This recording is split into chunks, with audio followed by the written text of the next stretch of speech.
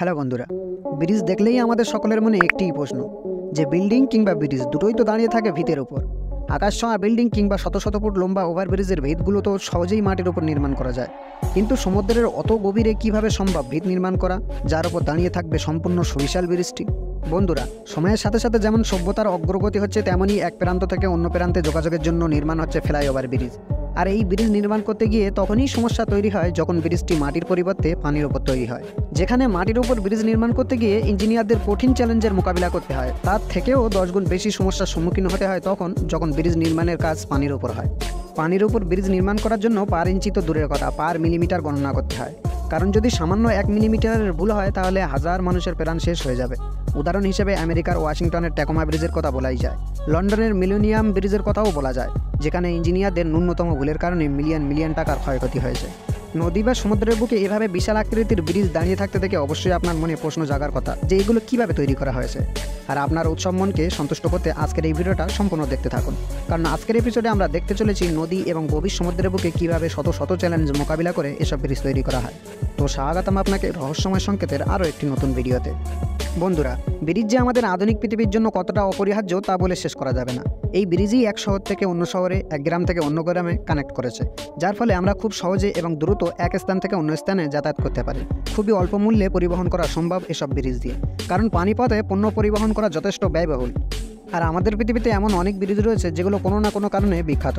কোনো ব্রিজ তার ইতিহাসের কারণে বিখ্যাত, আবার কোনো ব্রিজ অদ্ভুতপূর্ব ইঞ্জিনিয়ারিংয়ের জন্য বিখ্যাত, আবার কোনোটা তাদের নিজের জন্য বিখ্যাত। আর এই সকল ব্রিজ তৈরি করতে এমন কনস্ট্রাকশন এবং যন্ত্রপাতি প্রয়োজন হয় যা না দেখলে আপনারা কল্পনাও করতে পারবেন না। বন্ধুরা, আমরা অনেক ব্রিজ দেখে থাকি যেগুলো দেখতেও অনেকটা এরকম, আর এগুলোর কনস্ট্রাকশন খুব বেশি জটিল নয়। ব্রিজ তৈরি করা কঠিন হয়ে পড়ে যখন গভীর খরস্রোত নদীতে ব্রিজটি তৈরি হয়, কারণ একটি ব্রিজের হাজার হাজার টন ওজন এই পিলারগুলোতে সইতে হয়, আর এই পিলারগুলো স্থাপন করতে হয় মাটির উপর। কিন্তু শত শত ফিট গভীর পানির নিচে মাটির মধ্যে পিলার স্থাপন করা সত্যিই চ্যালেঞ্জিং, আর এটা তৈরি করার জন্য অতি দক্ষ মনোবল এবং রকেট সায়েন্সের প্রয়োজন হয়। আমরা সচরাচর যেসব ব্রিজ দেখতে পাই তার মধ্যে অন্যতম কয়েকটি ব্রিজ হলো বিম ব্রিজ, সাসপেনশন ব্রিজ এবং আর্চ ব্রিজ। আর নদীর মধ্যে এসব ব্রিজের ফাউন্ডেশন তৈরি করার জন্য ইঞ্জিনিয়ারদের খুবই জটিল কিছু প্রক্রিয়ার মধ্যে দিয়ে যেতে হয়। পানির গভীরতা যত বেশি হয় ইঞ্জিনিয়ারদের জন্য চ্যালেঞ্জ তত বেশি কঠিন হয়ে পড়ে। খরস্রোতা নদীতে ব্রিজের জন্য ফাউন্ডেশন স্থাপন করতে ইঞ্জিনিয়ারদেরকে প্রথমে একটি স্ট্রাকচার তৈরি করতে হয়, আর এই স্ট্রাকচার তৈরি করার জন্য ইঞ্জিনিয়ারদের কিছু মাপযোগ করতে হয়। আর তা হলো নদীতে পানির ম্যাক্সিমাম এবং মিনিমাম গভীরতা, নদীতে পানির গতি, নদীর তলদেশের মাটির প্রকৃতি, ব্রিজের ওজন কেমন হবে এবং কেমন ওজনের যানবাহন ব্রিজের উপর দিয়ে চলাচল করতে পারবে। এগুলো ইঞ্জিনিয়ারদের খুবই সূক্ষ্মভাবে হিসাব নিকাশ করতে হয়। আর এরপর ইঞ্জিনিয়ারদের কফার ড্যাম নামক এই জিনিসটি তৈরি করতে হয়। পিলার স্থাপনের জন্য কফার ড্যামের আকৃতি কখনো কখনো বৃত্তাকার হয়ে থাকে, আবার কখনো কখনো চতুর্ভুজ আকৃতিরও হয়ে থাকে। এখন আপনাদের মনে প্রশ্ন আসতে পারে যে কফার ড্যাম কিভাবে তৈরি করা হয়। এটি তৈরি করার জন্য প্রথমে লম্বা স্টিলের একটি স্ট্রাকচারে ফিট করতে হয়। আগেই বলেছি এটা গোল হতে পারে, আবার চতুর্ভুজ আকৃতিরও হতে পারে।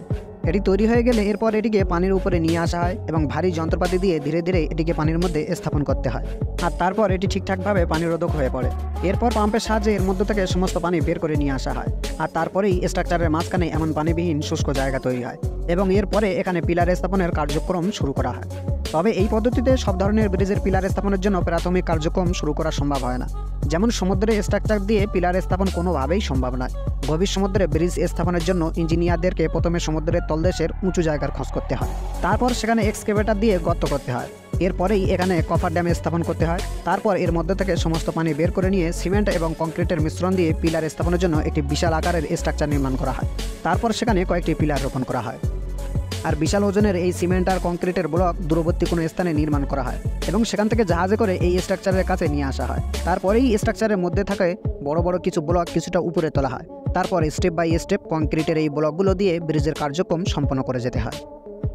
ব্রিজ তৈরি করার সময় মাঝে মাঝে ইঞ্জিনিয়ারদেরকে এমন কিছু সিচুয়েশনের সম্মুখীন হতে হয় তখন ফ্লোটিং কফার ড্যাম তৈরি করা ছাড়া আর কোনো উপায় থাকে না। আর দেখুন এই ফ্লোটিং কফার ড্যামগুলো কীভাবে এক জায়গা থেকে অন্য জায়গায় নিয়ে যাওয়া হচ্ছে, আর তারপর এগুলিকে রোটেট করে পানির মধ্যে স্থাপন করতে হয়। আর এটা খুবই সময় সাপেক্ষ একটি প্রক্রিয়া, সেই সাথে খুবই বিপজ্জনক।